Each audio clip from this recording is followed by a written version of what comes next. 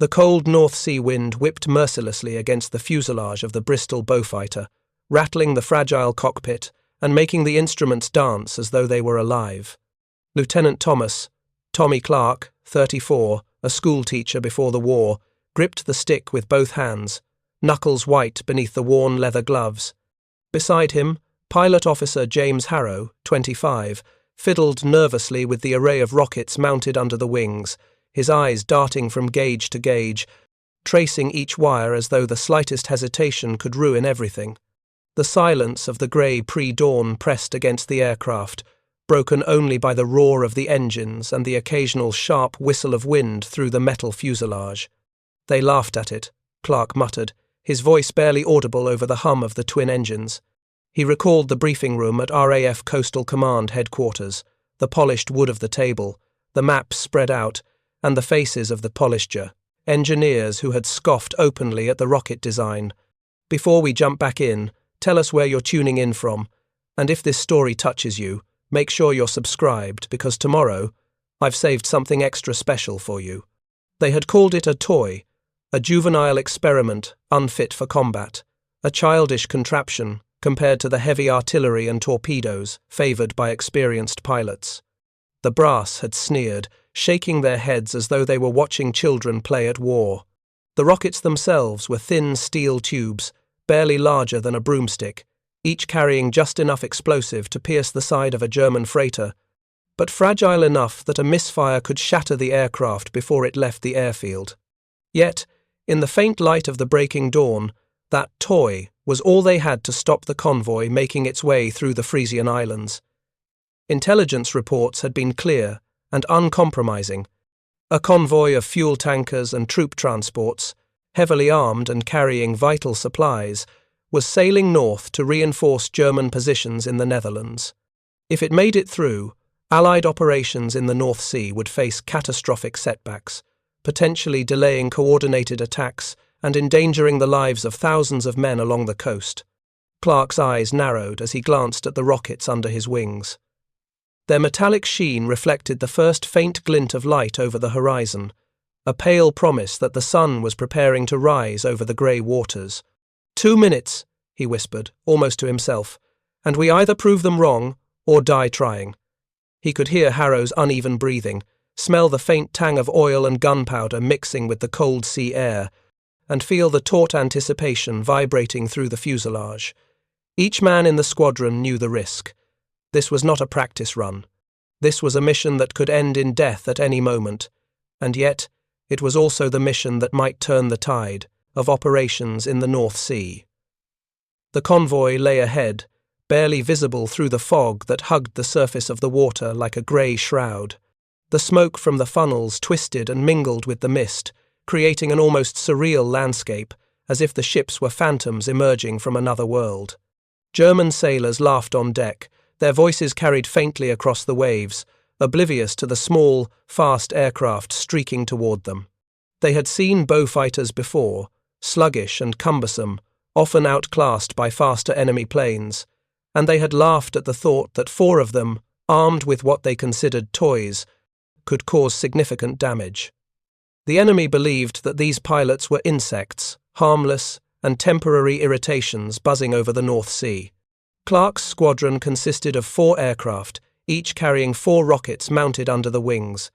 The formation was tight, engines roaring in unison, wings trembling under the cold and tension. Harrow, sitting in the second aircraft, whispered over the radio, "They think we are toys. Let us show them what toys can do." His voice carried a mix of fear and determination. Clarke's jaw tightened. They had spent weeks testing these rockets, under constant skepticism. Engineers had insisted that the rockets were unstable, prone to exploding prematurely, or failing to launch. Officers had dismissed them as impractical, unsuitable for actual combat conditions. And yet, here they were, hurtling toward a convoy of ships that could determine the success or failure of operations across an entire region. Clarke's heart beat faster as the Beaufighters approached. The mist and smoke reduced visibility to barely 100 meters, but the shapes of the ships became clearer. Searchlights began to cut through the grey, sweeping across the decks and illuminating the men who had laughed so confidently in the pre-dawn. Clarke's hands tightened on the control stick, his mind racing through the procedure. "Target the lead freighter first," he ordered, his voice firm but low.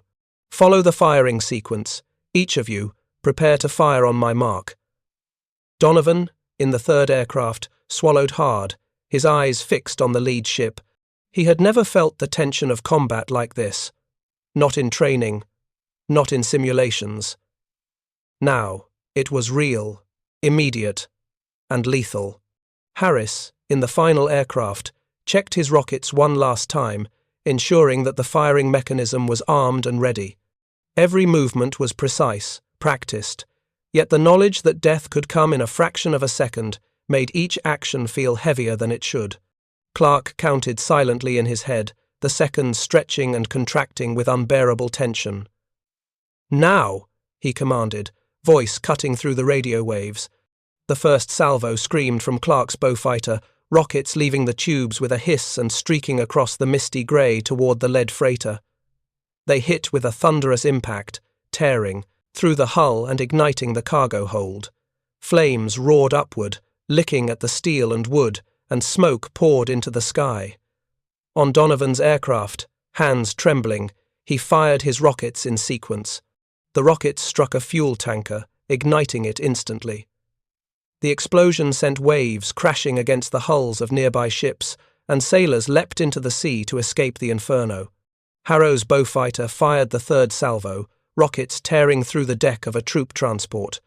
Men ran screaming, clutching whatever they could, but the fire spread faster than they could react, consuming the ship.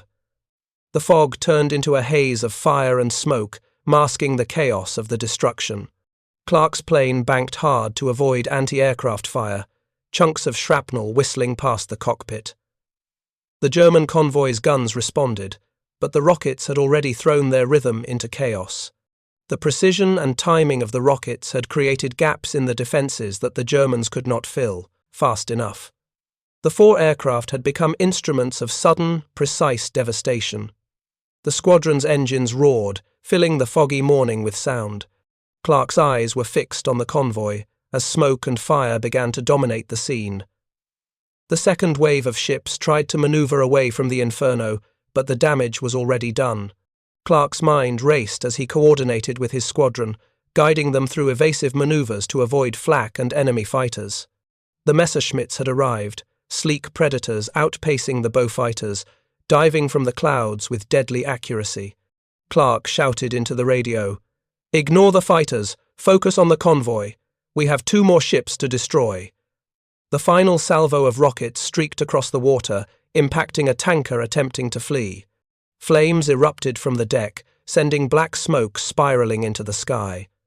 Clarke felt a strange, surreal calm amidst the chaos, knowing that in under 5 minutes the convoy would be destroyed, and the so-called toy rockets would have proven their worth beyond doubt.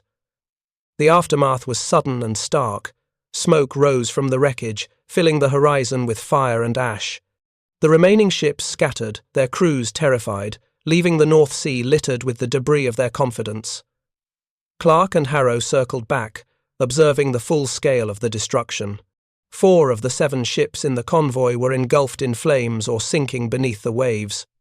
The German gunners could only fire sporadically, their carefully planned formation ruined by what they had called toys. Clarke allowed himself a brief moment of satisfaction. They had succeeded, against all odds, and against the ridicule of engineers and officers. The rockets, derided as childish, had carried the squadron's skill and courage to a decisive victory. Hours later, when the mission report was filed, Clarke wrote with precise, almost reverent language, 4 aircraft, armed with experimental rockets, engaged a German convoy in the North Sea on the 21st of March, 1944. The engagement lasted under 5 minutes. Enemy losses were confirmed, 4 ships destroyed, 3 damaged. Squadron returned without casualties. Rockets performed beyond expectations. Mission successful.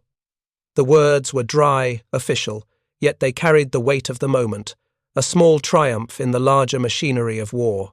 Clarke and Harrow, sitting quietly in the mess hall afterward, sipped their tea in silence. Harrow finally whispered. They laughed at it. Clarke nodded slowly, staring into his cup. Yes, he said softly. They called it a toy, and for 2 minutes that toy destroyed a convoy and saved countless lives. That is all history will need to remember. Years later, Clarke returned to the coast near the Frisian Islands. The wreckage had long been salvaged, and the sea was calm and quiet, reflecting the soft hues of the morning sun. The mission was largely forgotten by the public, but veterans still told the story in hushed tones. Clarke walked along the cliffs, touching the cold, smooth metal of a recovered rocket tube displayed in a museum nearby. They laughed at it, he said, more to the wind than anyone else. They called it a toy, but sometimes a toy can change everything. Above him, gulls wheeled in the sky, their cries mixing with the distant murmur of waves. Clarke looked out over the North Sea, imagining the roar of engines, the streak of rockets, and the courage of men who had faced death for the sake of duty. The world had moved on, but in that fleeting moment, under the grey pre-dawn light, the so-called toys had become weapons, and the pilots who flew them had become heroes. Clarke smiled faintly, knowing that sometimes what others mock is the very thing that carries hope, even amidst the chaos of war. The cold wind continued to blow, whipping through the cliffs and over the calm sea. Clarke remembered the faces of his squadron, Harrow, Donovan, Harris, and himself, each bearing the weight of fear and resolve.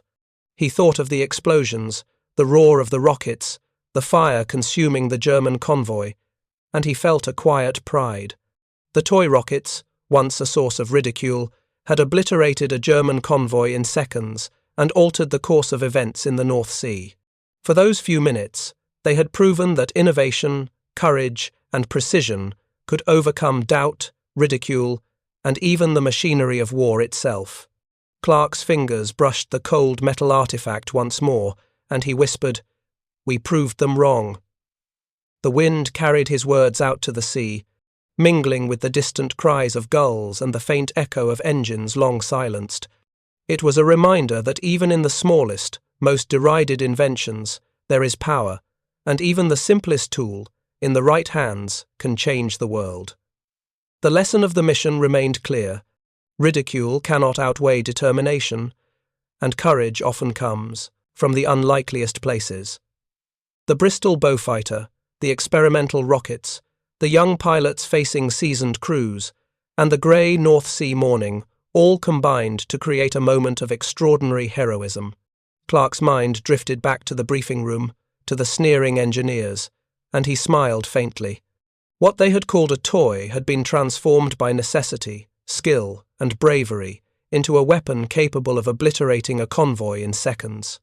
And though few would remember the names or the precise details, the act itself had lasting consequences.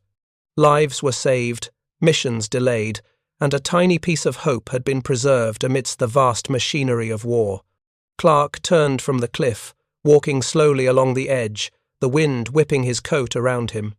The artifact in the museum, the faint memorial plaque, the stories told quietly by veterans, all of it served as a testament to those 2 minutes of extraordinary action.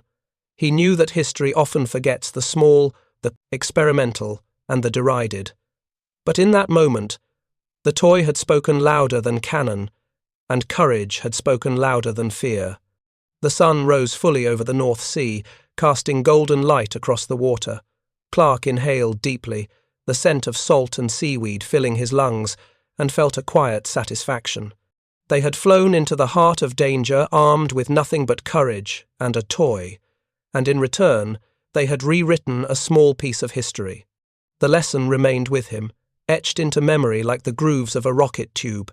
Innovation and bravery, no matter how underestimated, can create results that echo far beyond the immediate moment. The Beaufighter, the rockets, the pilots they had faced, ridicule, fear, and the machinery of war itself. And yet, they had succeeded.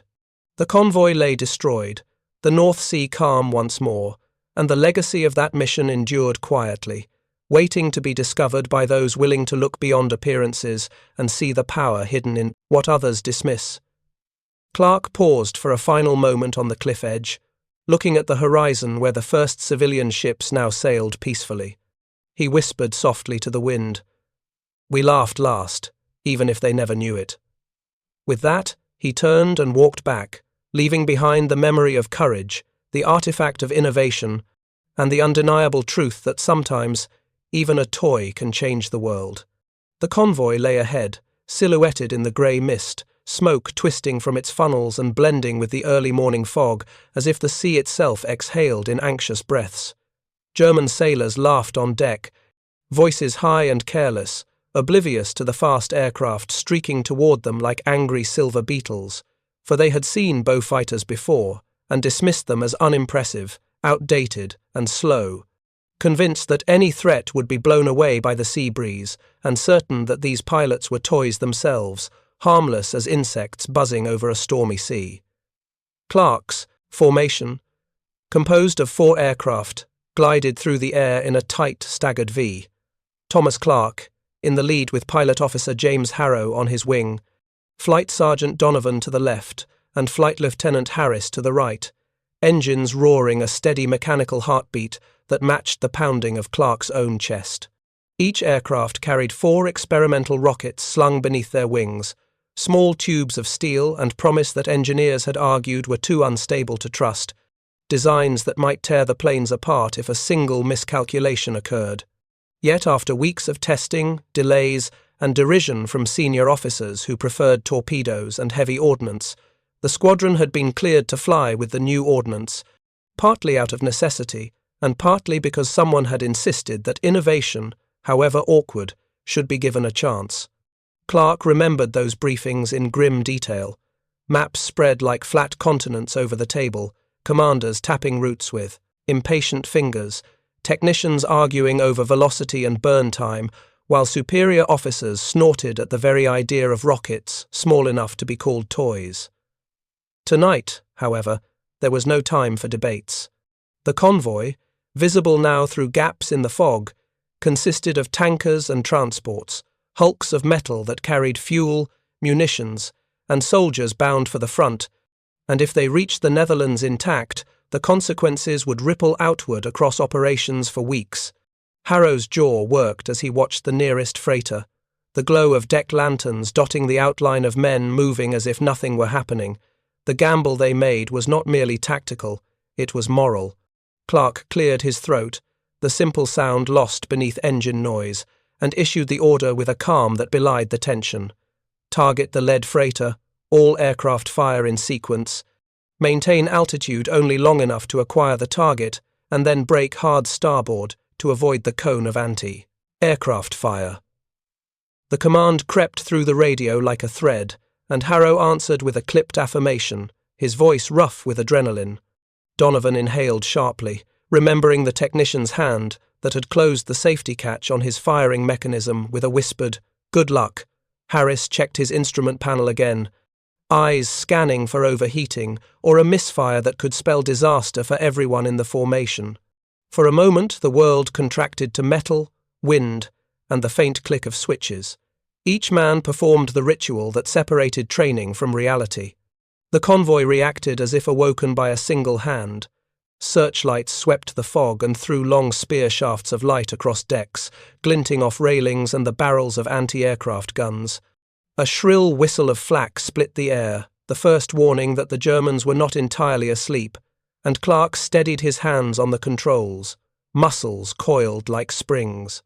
"Steady," he said through tight lips, though the word was for his crew as much as himself. "Hold your lines and wait for my mark." The rockets were not silent weapons. They screamed as they left their tubes, and Clarke had rehearsed the rhythm of their launch until it was lodged in his bones. When he counted down, it was not merely a command, but a promise. Harrow's voice cracked through the radio, half laugh and half curse, and he said, "They think we are toys. Let us show them what toys can do." A statement that carried equal parts defiance and fear. Then Clarke gave the word, and the world shortened to a thin, violent corridor of flame and metal, the rockets spitting out of their mounts and falling toward the lead freighter like angry meteors. The impact was immediate and absolute. The first rocket tore into the hull and sheared through a fuel line. The second struck the deck and ignited crates of lubricants. The third detonated in the hold where munitions were stacked, and the fourth punched a perfect hole that let the cold sea rush inside, turning the ship into a chimera of fire and water. The deck erupted in chaos as men shouted, slid, and made for the water, while alarms screamed and splinters of metal flew like deadly birds. Donovan and Harris followed the same sequence, rockets finding their marks with a terrifying precision that belied their crude appearance. A tanker went up in a column of black smoke so thick it swallowed the morning, and a troop transport heeled over as fire found its belly, men clambering for life rafts that were no longer there. The fog became a shroud pierced by flames, and the once confident laughter of German sailors was replaced by a chorus of panic and curses. Even as enemy fighters cut through clouds to intercept, the sea below had already become a battlefield of its own, ships colliding as captains tried to maneuver away from the inferno. Clarke banked the Beaufighter hard to avoid a flak burst that spat hot metal across his tail, feeling the creature, tug at his wings and the aircraft shudder under the assault. The Messerschmitts had arrived in a grim escort, their guns spitting tracer that painted the mist with angry red lines, and for a flicker of time the sky was a knife fight with the sea as witness. Yet the rockets had sown the seed of disorder. Formation discipline dissolved into desperation as the convoy attempted to scatter. Clarke's breathing was measured now, the initial surge of fear transmuted into focused resolve. He guided the squadron through evasive patterns, each turn choreographed to avoid predictable flight paths and to keep the enemy from lining up an easy shot. Harrow, Donovan, and Harris executed each maneuver with the hard precision of men who had been pushed beyond rehearsal into raw survival. Anti-aircraft fire continued to pound the area, but the flames below gave the pilots a grim advantage. Visibility improved in the pockets between smoke columns, allowing them to pick out targets and strike again if needed. The squadron pressed home their advantage, knowing that one more successful run could break the convoy entirely and force the remainder to retreat or be left stranded. Fires consumed several hulls and rafts. When Clarke finally broke away, the sight that greeted him was sobering. Sailors clinging to life rafts, the sea dotted with debris that glinted in the morning light, and a horizon marred by smoke. He allowed himself a hard, brief nod into the radio, an acknowledgement to the men who had risked everything with him. And Harrow's reply was a single word carried on exhausted breath: "We did it." The moment was small and fragile, and yet it was a fulcrum upon which greater events might tilt, for in the chaos they had sown lay the possibility of delay and disruption for the enemy, a few hours that might prove to become the difference between disaster and survival for others far away on distant shores. Clarke held the Beaufighter steady as the formation reassembled, headed for home, engines pounding a steady rhythm as if to reassure them all that they still lived to fly another day, carrying with them the knowledge that the so-called toy had become a weapon of consequence, and that their gamble, reckless and mocked, had been vindicated by fire and smoke over the grey North Sea. The first salvo screamed from Clarke's Beaufighter, a shrill, metallic roar that split the grey morning mist as tiny rockets, blackened tubes of fire and steel, streaked across the deck of the lead German ship. Clarke's hands were steady on the controls, but his heart pounded with a rhythm faster than any engine could match. Each rocket struck with a precision born of countless hours of testing and rehearsal, tearing through steel plating and igniting the cargo hold almost instantly. Flames roared upward, licking the funnel and throwing shadows across the terrified sailors who scrambled for cover. Deck equipment, crates, barrels, and ropes were hurled into the frigid North Sea, sending splashes of water and fire into the grey fog. The sailors' screams mingled with the crack of exploding ordnance, creating a cacophony of chaos that turned the once disciplined German convoy into a maelstrom of panic. Clarke's eyes narrowed as he watched the fire consume the bow, imagining the heat licking the hull from inside, the metal twisting in protest, and the cargo fuel, munitions, and rations turning into an infernal storm that threatened to engulf everything around it. On the second aircraft, Flight Sergeant Donovan's hands shook violently as he gripped the trigger, forcing himself to breathe, to focus, to act. The rockets tore into a fuel tanker, igniting it almost instantly. Flames roared along the deck, consuming the ship from bow to stern, smoke curling into the morning fog in thick black plumes. The tanker shuddered under the impact of the explosions, rolling slightly as if attempting to escape its fiery fate. Sailors leapt overboard in desperation, clutching debris and life jackets, while others clung to rails and ladders, unable to comprehend the sudden violence. Donovan's knuckles were white on the controls, his mind screaming, yet his actions were automatic, the product of instinct and training fused together in a single purpose: destruction of the enemy convoy. Beside him, Harrow's Beaufighter fired the third salvo. Rockets streaked across the foggy sky and struck a troop transport, tearing a jagged hole along the starboard deck. Men ran screaming in panic, their shouts mingling with the cracking sound of wood splintering and metal tearing. The ship listed sharply to port, water rushing over the deck, splashing against crates of ammunition and supplies that threatened to ignite with every stray spark. Some men fell into the frigid North Sea, gasping and flailing as they were carried away by the rising tide. The convoy had become a tableau of chaos: twisted metal, plumes of black smoke, flames licking at the polars, hulls, and the cries of men caught in the storm of fire. Clarke banked hard to avoid a sudden burst of flak that shredded the mist beneath him. The metal of his wings vibrated violently, instruments rattling as he wrestled the Beaufighter to stay steady. He could hear the faint whistle of incoming rounds, the staccato crack of shells splintering the water below, but his eyes remained locked on the target. The destruction was not beautiful, nor was it triumphant, yet it carried the weight of necessity, the kind that only war could force upon men of conscience.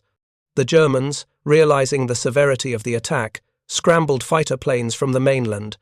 Messerschmitts emerged from behind cloud cover with a roar that seemed to shake the sky itself, diving toward the squadron like predators on instinct, their guns spitting tracer rounds that painted dangerous red lines across the grey canvas of sea and fog. Clarke yelled over the radio, voice hoarse but resolute, "Ignore them! Focus on the convoy! 2 more ships, 2 more minutes!" His words were both command and reassurance, a thread of control in the swirling chaos of fire and smoke. The squadron responded with grim efficiency, each pilot locked into the rhythm of attack, weaving through flak bursts, coordinating their approach, and lining up targets with lethal precision. The rockets themselves, once dismissed as unstable and insufficient, now proved their worth in brutal immediacy. On Harris's Beaufighter, the final salvo was readied. Clarke watched as he aligned the small aircraft above the lead tanker, rockets primed and ready, engines roaring as if eager for vengeance. Then Harris fired. The impact was instantaneous. The tanker erupted in a towering inferno, flames leaping dozens of feet into the air, lighting the mist like a thunderbolt that split the grey veil of morning. The explosion threw fragments of the hull, barrels of fuel, and deck equipment into the air, and they rained back into the water with terrifying force. For a moment, silence hung over the scene, broken only by the roar of the fire and the crackle of burning materials. Then the inferno spread, climbing to engulf adjacent freighters, turning the convoy into a chaotic pyre that glowed through the fog. The German gunners, caught off guard, struggled to reload and return fire, but the speed and coordination of the attack left them little time. Preparing and narrating this story took us a lot of time, so if you are enjoying it, subscribe to our channel. It means a lot to us. Now, back to the story. The rockets had struck in perfect sequence, ensuring that no single ship could mount an effective defense, and the concentrated firepower overwhelmed the convoy before they could adapt. Clarke banked the Beaufighter to avoid another round of flak that tore through the morning mist like knives, heart hammering, senses on fire. Smoke and flames rose from the North Sea, carrying with them the acrid scent of burning oil, metal, mingling with the cold sea air in a way that made the entire world feel simultaneously alive and dangerous. The first salvo, though brief, had set the tone for the entire attack, transforming the mission from a risky experiment into a violent display of precision and coordination. The rockets, once called toys, had become instruments of deadly purpose. Clarke's eyes swept across the convoy. The lead freighter, fully ablaze, tilted sharply, water flooding over its deck. The fuel tanker was a vertical column of fire and smoke, while the troop transport continued to list dangerously, men still scrambling in panic across its deck. The remaining ships, realizing the futility of their resistance, began to scatter, attempting to maneuver into the gaps in the firestorm that had overtaken their comrades. Clarke felt a chill despite the heat of the cockpit. The violence of the moment, the combination of courage, technology, and sheer luck, was overwhelming. He glanced at Harrow and saw the set of his jaw, the grim determination in his eyes, and he knew that the young pilot felt the same mixture of fear and exhilaration. The enemy fighters, though fast and aggressive, were now forced to contend with not only the Beaufighters, but also the unpredictable trajectory of the rockets. Each pilot had calculated their approach, corrected for wind, speed, and target movement, creating a pattern of destruction that seemed almost choreographed in its precision. Clarke banked again, watching as one of the Messerschmitts broke formation, narrowly avoiding a fiery fragment from the exploding tanker, while another was forced to climb sharply to avoid the plume of smoke and fire from the lead freighter. The rockets had given them a temporary advantage, buying precious seconds in which the Germans could not respond effectively. Clarke's breath came in shallow, quick bursts. His hands, though steady, felt the tension of the moment as if the controls themselves demanded more from him than any training could prepare. He thought of the engineers, of the skeptics who had laughed at the rockets, and a small, grim satisfaction coursed through him. This toy was no longer a laughing matter.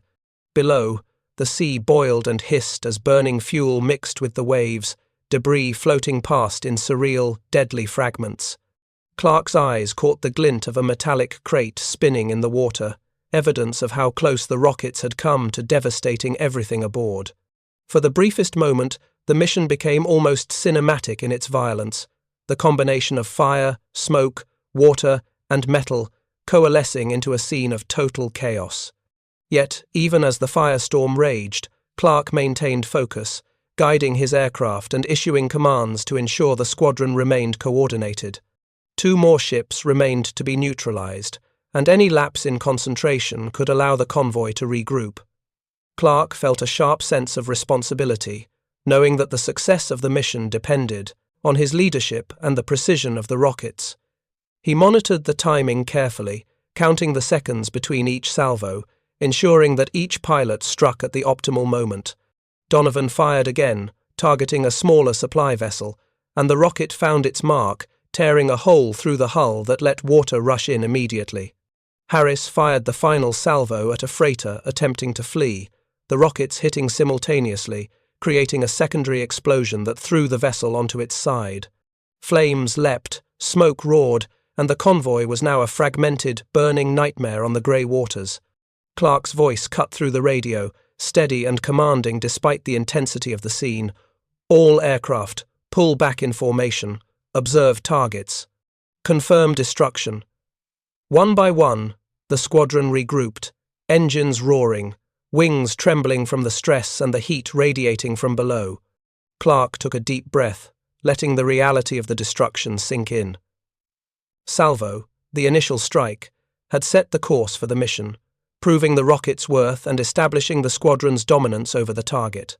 Smoke and fire now rose in long columns, black against the grey of the morning, evidence of their success. Clarke allowed himself a moment of reflection. These small, derided rockets had obliterated multiple enemy vessels in minutes, a feat that seemed improbable when first proposed. The engineers' warnings, the officers' ridicule, and the general skepticism of the brass had all been swept aside by the combination of courage, skill, and innovation. The squadron had turned a tiny experimental weapon into an instrument of decisive impact.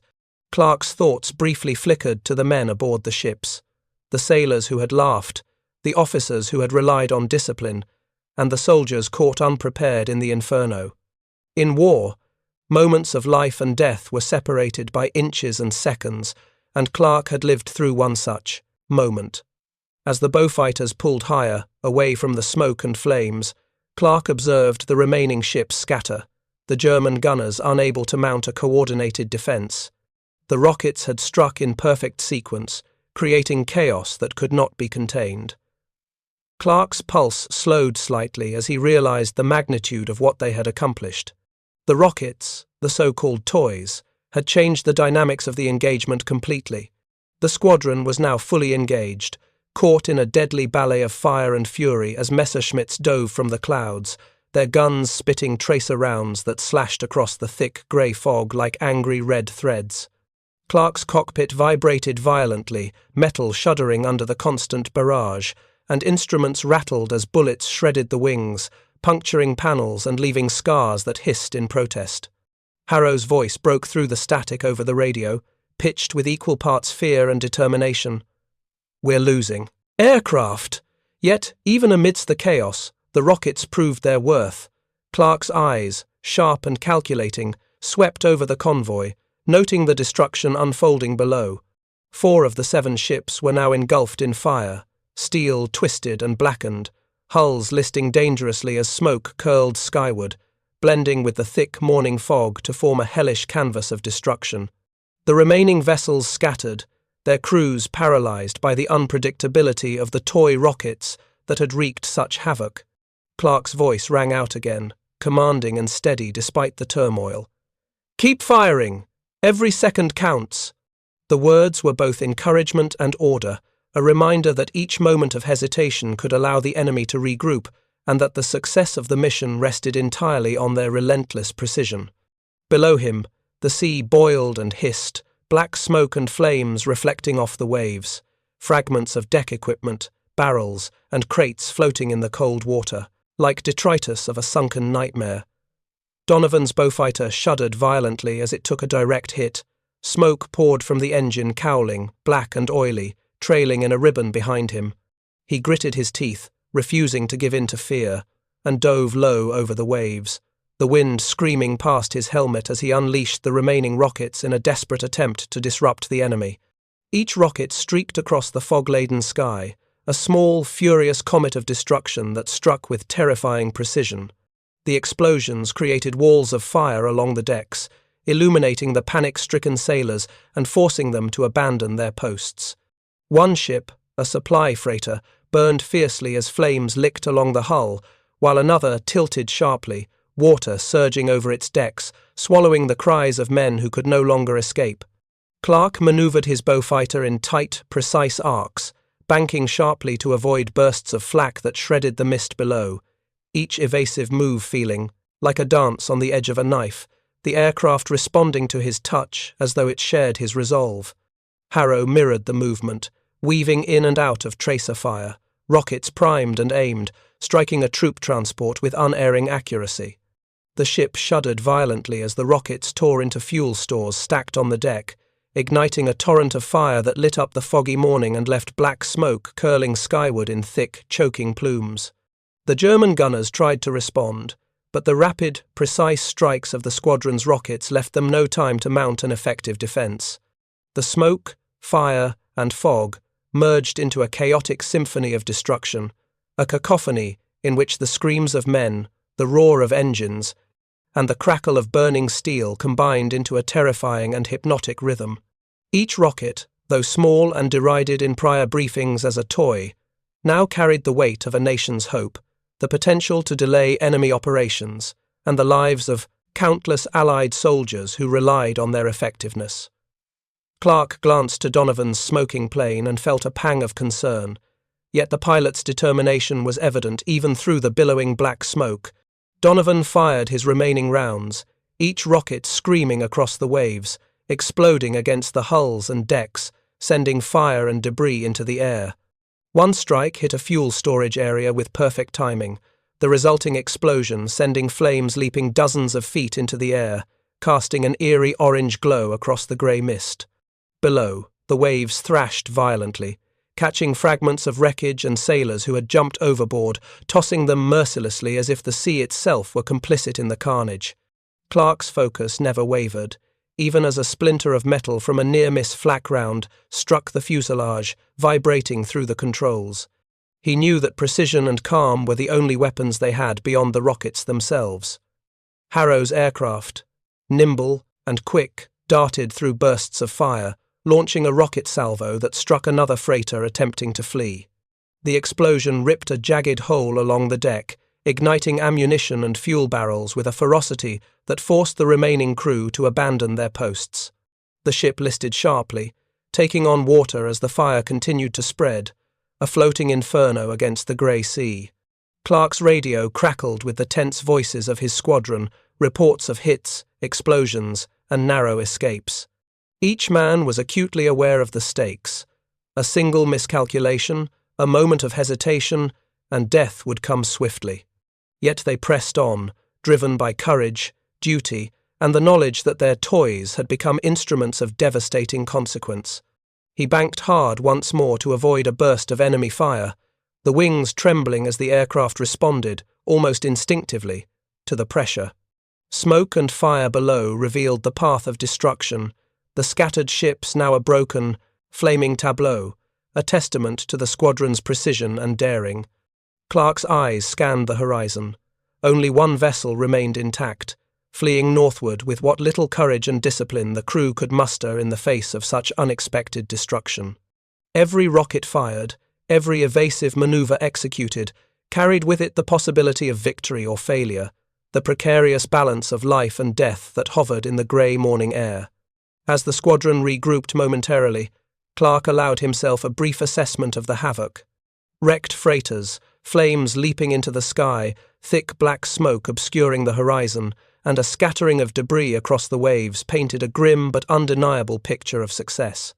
Donovan's aircraft, trailing smoke, managed to stay aloft, while Harrow and Harris executed tight patterns to cover the retreat and ensure that no vessel escaped unscathed.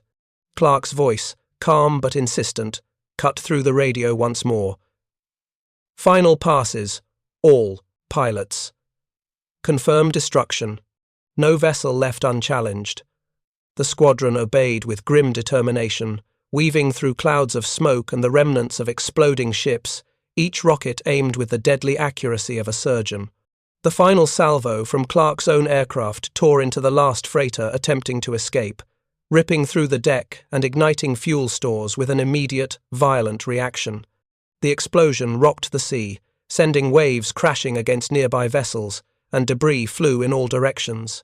For a brief moment, the world seemed to freeze in the shockwave of fire and water, a surreal tableau of destruction and human perseverance. Sailors clung desperately to rails, life rafts, and floating debris, the cries of men mingling with the roar of engines, the crackle of fire, and the hiss of steam escaping from ruptured boilers. Clarke's heart pounded in his chest, not with fear, but with the fierce satisfaction of men who had faced impossible odds and emerged, victorious, at least for this brief, fiery moment. He circled once, twice, over the scene, observing the wreckage, ensuring that no ship remained capable of regrouping. The smoke, thick and curling, hid the devastation, but the sporadic glimpses of burning hulls, sinking freighters, and frantic men painted a picture of absolute destruction.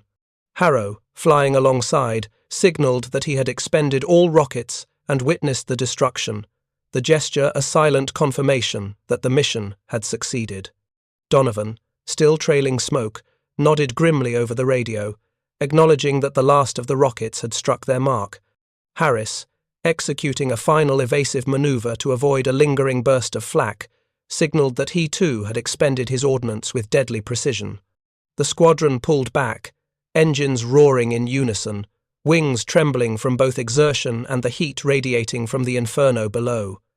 Clarke allowed himself a brief exhale, a luxury of the moment, as he surveyed the scene. The convoy, once a proud and disciplined force, had been reduced to smouldering wrecks scattered across the waves.